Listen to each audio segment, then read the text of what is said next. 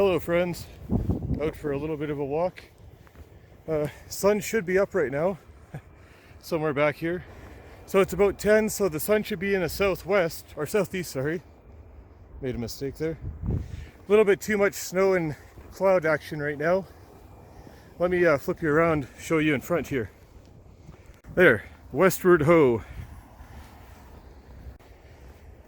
So this weekend, I was gonna do a video about the coronavirus, plagues and pandemics, the way they spread, preparedness, survival, SHTF, and in a SHTF situation, how are you going to treat those around you, your neighbors and people you come across, you know? What are you going to do with them? So, I did some thinking, some research, some more thinking, and I thought, there's already so many people doing all this right now. This is going to be the coronavirus free hike. But if you want coronavirus information, check out my friend Huples Cat.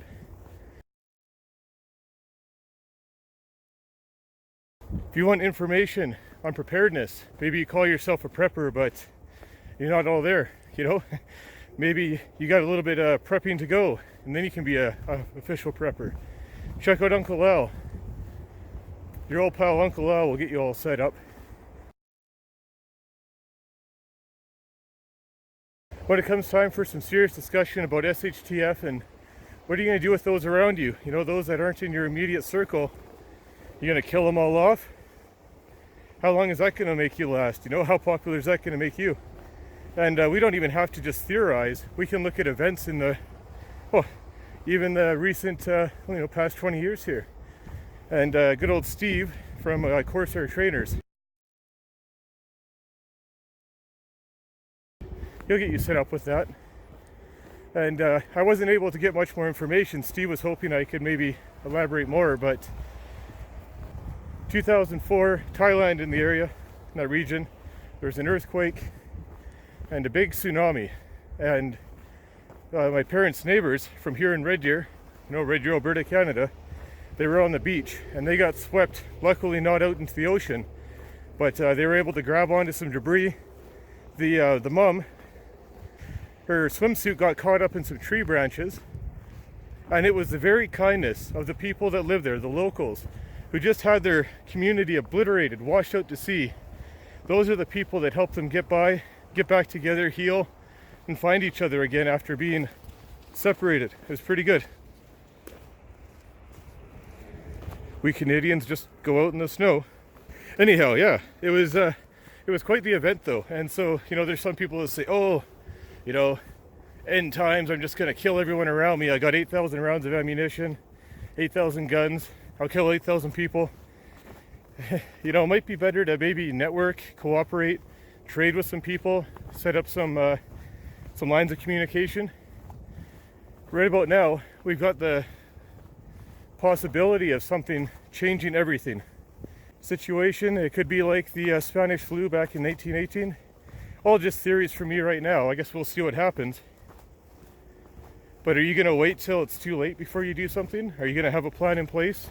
And when you have that plan in place, when you're hunkered down, let's say you're all sheltered up inside your home and you're going to shelter in place, what are you going to do then? Are you just going to rely only on your stocks? Or are you going to have ways to communicate with those around you? Make some barters and trades? Just some food for thought.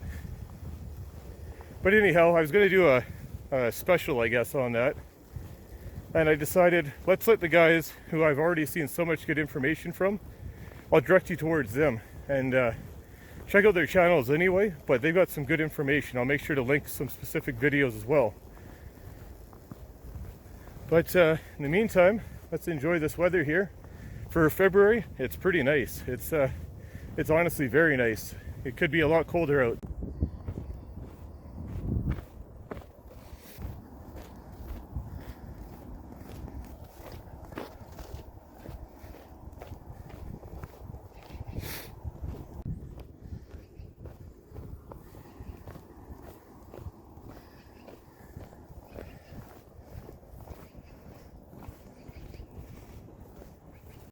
Walking out here is fun and all, but let's go blaze a trail here. Let's do some exploring.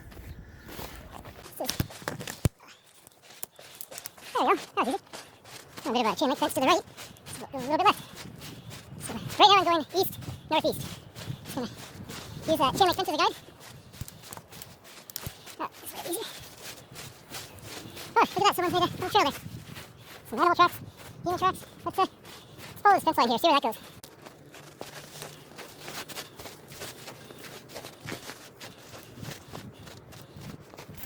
So we're walking down towards Piper Creek, a spot where I had found a fence on a property, joining up with all this mix mash around New Year's, actually just before New Year's.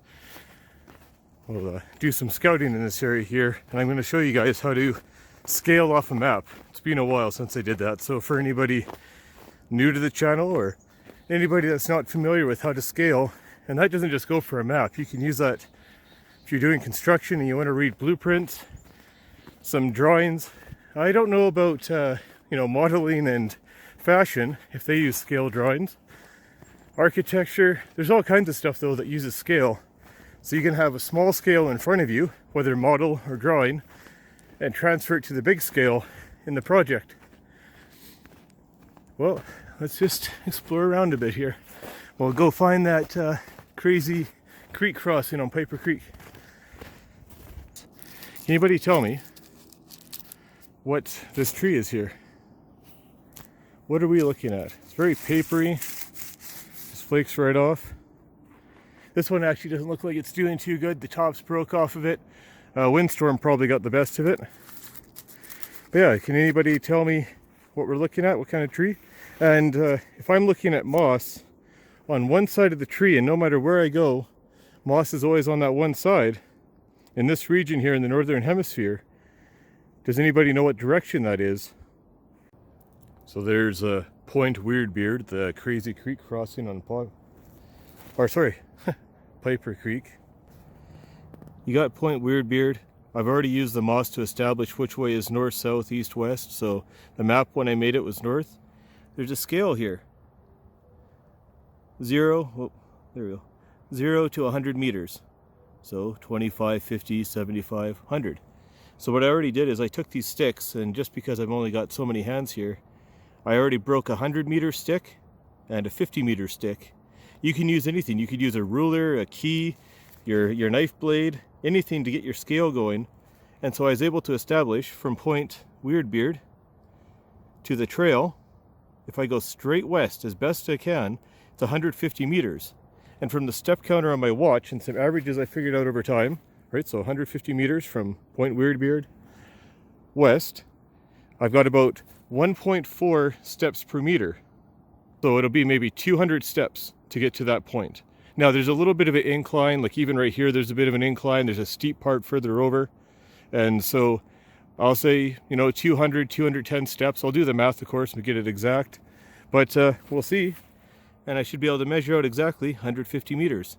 So anytime you got a scale on a plan, a map, drawing, you can use that to your advantage. And I don't need GPS or anything. 1, 2, 3, 4, 81, 82, 83, 84, 85, 29, 210. Okay, so I measured that it would be 150 meters. And did my best to go straight east-west.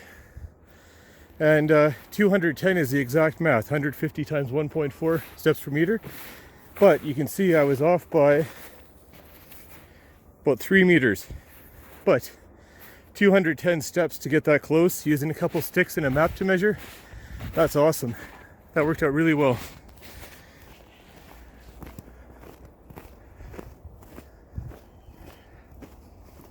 The clouds are getting thinner and the sun's starting to make its way through the clouds.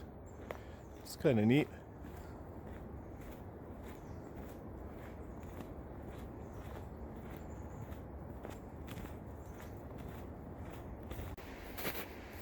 Check this out here. We've got a point of view bench.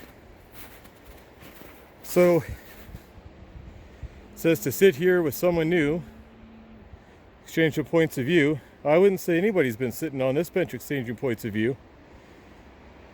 Are we missing that maybe? Is there something missing from our society? That we don't go out in public and meet with each other and converse? but we'll have full-blown debates behind the screen. I don't know, just maybe that bench is showing us something that we're missing. Yeah, I found a exit discharge of a storm drain. You can see the concrete's all broken from settling and water starts running underneath the concrete. I don't know how stable this is, so maybe I'll be in for a spill, but there's the broken off discharge. You can actually see the top edge of pipe there versus there. It's dropped over 18 inches, 450 millimeters it's dropped. I just don't know any safe way to get down here without falling on some jagged broken concrete, but it's all slippery and stuff. Well, let's see. These SWAT boots have been really good though. These ones with the old side zipper and got good tread and everything. Let's do this carefully here. And this has been another great trip to test the A.E.D.C. It's been working well. Well, it doesn't look like there's anything to see back there, just where the water's been swirling around before it gets to the creek. Let's get a little closer here. But yeah, the A.E.D.C. has been doing well. There's actually a really good recommendation that Uncle Al made me. Instead of bringing a full-size IMP with me, or emery, depending on where you are, to just bring some snacks, just a little bit of snacks. Oh wow, yeah, you can actually see that separated quite a bit there. Let me get the light on and show you guys. There you go, we'll get a little bit of light in there. So yeah, you can see way down inside.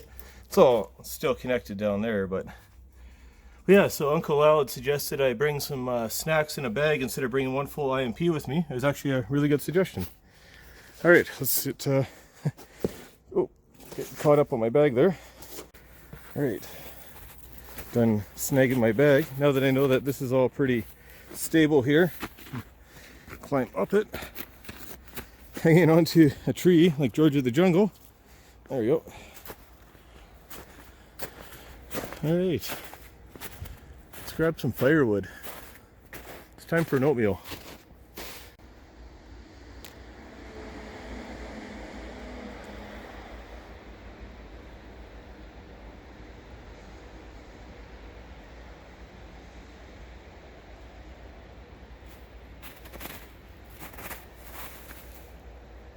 It's okay, little dude. He's a little shy. He's a little nervous.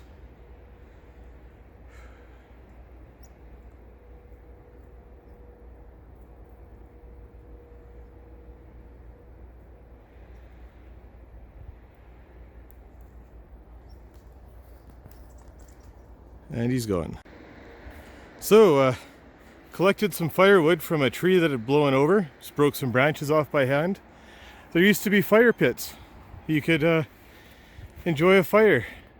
Maybe over here? I don't know, that's so weird. I'll have to see. Maybe there won't be a fire today. Well, we're in luck.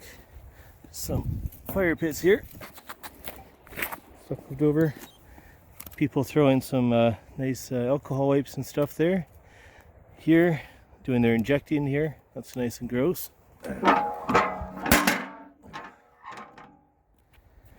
Watch out for any syringes or anything in here. Just try and make a nice dry base here. I'll get a fire going.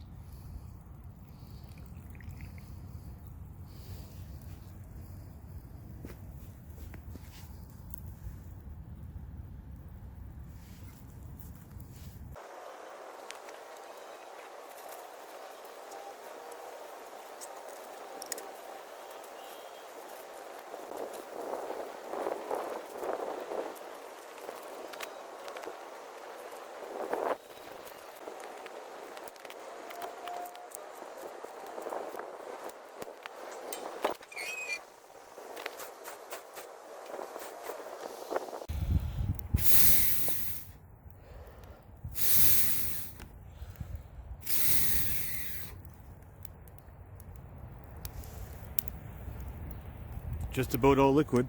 There's going to be little bits of ash and tree and stuff in there. Honestly, it's organic. It's cleansed with fire. It's not going to hurt me. Some people get so worried about ash in their water. What's the big deal? You can see it's almost all liquefied now. The reason I added water to the snow is if I were just to try and melt snow, I'd have to keep adding more and more and more. The snow, it's light, it's fluffy, it's... Oh, look, we can actually kind of pack it today. But it's so light. If I fill it up, pack it with snow, and then add water, it's going to fill it right up to the top. It's coming along real nicely. Starting to get some water vapor coming off the cup and everything. It's pretty cool. Because there's snow all around, I'm not worried one bit about building a fire up and up and up.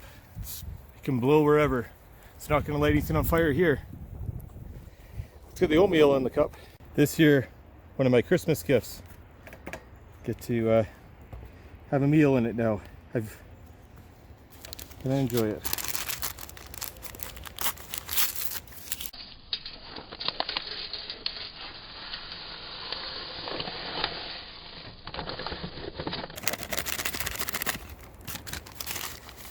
Let's dispose of our waste responsibly. Stick it right down on that there fire grill.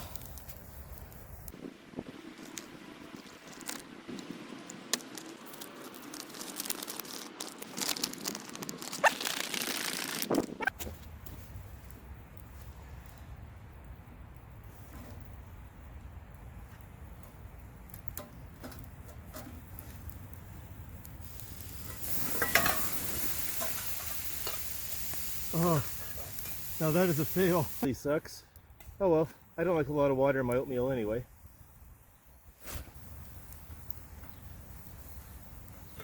There you go. It's not steaming hot, but that'll do. That'll be some good oatmeal. With all the snow around, I was able to use it to clean the cups, the stainless steel, and the extinguish the fire. So I'm on my way to meet my friend. She's going to be coming northbound on the main road up there, Gates, and I'll head southbound. Holy, that traffic's noisy. And we'll meet along the way. Well, friends, that was a great little adventure. Thanks for coming along. I appreciate it.